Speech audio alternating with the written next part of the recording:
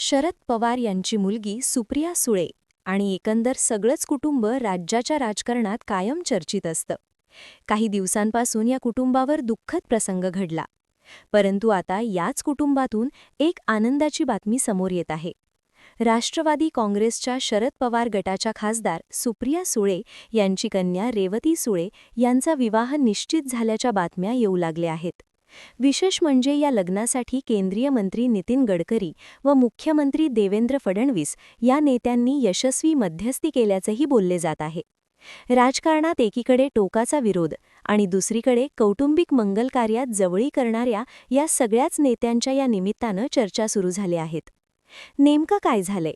सुळे कुटुंबाचा होणारा जावई कोण? लग्नाच्या राजकीय चर्चा का सुरू झाल्यात? हाच विषय आज आपण समजून घेऊयात. राजकारणाचे परफेक्ट अनालिसिस. शरद पवार व दिवंगत उपमुख्यमंत्री अजित पवार यांच्या कुटुंबात काही महिन्यांपूर्वी मंगल कार्य झाले होते. अजित पवार यांचे चिरंजीव जय पवार यांचा विवाह बहरीन या देशात पार पडला होता. त्यापूर्वी जय यांचे चुलत बंधू युगेंद्र पवार यांचा विवाह मुंबईतील बीकेसी मैदानावर मोठ्या थाटामाटात संपन्न झाला होता. राजकीय मतभेद असले तरी संपूर्ण पवार कुटुंब या दोन्ही लग्नसोहळ्यात दिसले होते. सुप्रिया सुळे व रोहित पवार यांनी जय पवार यांच्या लग्नात केलेल्या डान्सची चर्चा चांगलीच झाली होती. आता याच पवार कुटुंबाच्या जावयाच्या घरात म्हणजेच सुळेंच्या कुटुंबातही मंगल कार्य पार पडणार आहे. खासदार सुप्रिया सुळे यांच्या कन्या रेवती सुळे यांचा विवाह निश्चित झाल्याच्या बातम्या येऊ लागल्या आहेत. रेवती सुळे या खासदार सुप्रिया सुळे यांच्या कन्या आहेत. त्या 27 वर्षांच्या असून त्यांचा जन्म 30 ऑक्टोबर 1998 रोजी बारामती येथे झाला. त्यांनी मुंबईतील the Cathedral and John Connon स्कूलमध्ये शिक्षण घेतले. त्यानंतर London School of Economics and Political सायन्समधून त्यांनी आपलं शिक्षण पूर्ण केलं. 2023 मध्ये मास्टर्स इन पब्लिक ॲडमिनिस्ट्रेशनमध्येही पदवी मिळवली. रेवती या राजकारणापासून दूर असलेल्या दिसल्या, परंतु गेल्या वर्षी लोकसभा निवडणुकीसाठी त्या आपल्या आईच्या निवडणूक प्रचारात बारामतीत सक्रिय दिसल्या होत्या. 2024 मध्ये बारामती लोकसभा निवडणुकीत त्यांनी आई सुप्रिया सुळे यांच्या प्रचारात भाग घेत रोड शो आणि मेळाव्यात सहभाग नोंदवला. ऑगस्ट 2025 मध्ये रेवती यांनी वडील सदानंद सुळे यांच्यासोबत स्नायपर स्पोर्ट्स नावाची एक स्पोर्ट्स कंपनी सुरू केली. भारतातील तळागाळातील स्तरापर्यंत खेळांची आवड निर्माण करण्याचे या कंपनीचे उद्दिष्ट होतं.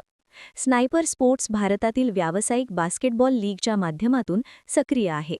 त्या सोशल मीडियावर फार सक्रिय नसल्या तरी आई सुप्रिया सुळेसोबत त्यांची अनेकदा चर्चा होते.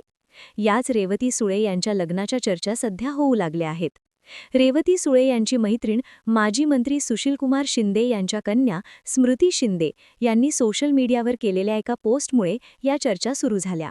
स्मृती शिंदे यांनी सोशल मीडियावर आपली मैत्रीण रेवती सुळे आणि तिच्या होणाऱ्या पतीला शुभेच्छा दिल्यानं या पोस्टची चर्चा रंगली.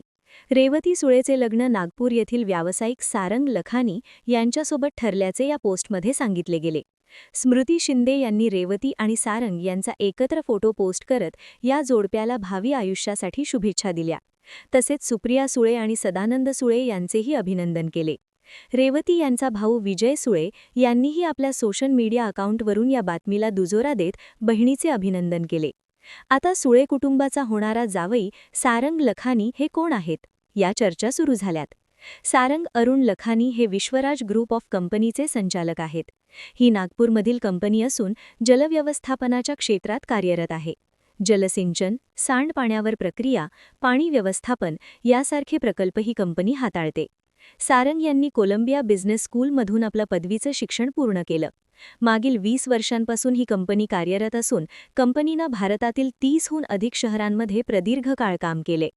ग्रामीण पाणी समस्या, सिंचन व्यवस्थेबरोबरच देशातील 2500 गावांमधील सौर ऊर्जेच्या माध्यमातून पाणी व्यवस्थापन हाताळलं आहे. ही कंपनी जगातील अव्वल 50 खासगी जलव्यवस्थापन करणाऱ्या कंपन्यांच्या यादीत 24व्या स्थानी आहे.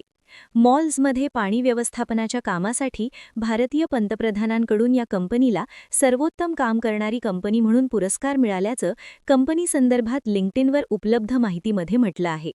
आता या सोयरिकीची चर्चा अजून एका कारणाने सुरू आहे.